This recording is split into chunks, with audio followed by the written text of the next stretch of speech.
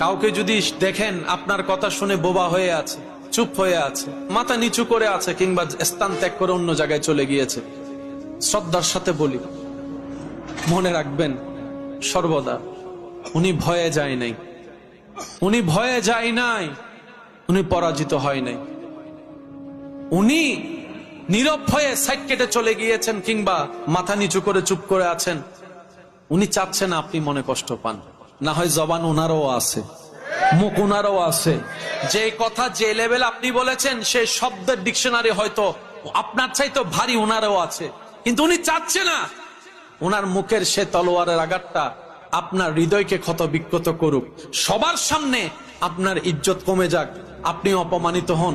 চাচ্ছে না বলেই চুপ করে আছে, উনি চাচ্ছে না বলেই নীরব হয়ে আছে।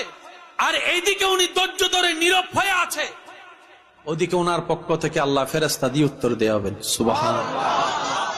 মনে রাখবেন প্রিয় ভাই, মুমিন বান্দার ডিকশনারিতে লস বলতে কোনো শব্দই নেই।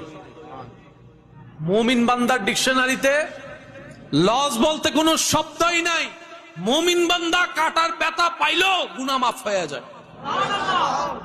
মুমিন বান্দা উপবাস থাকলো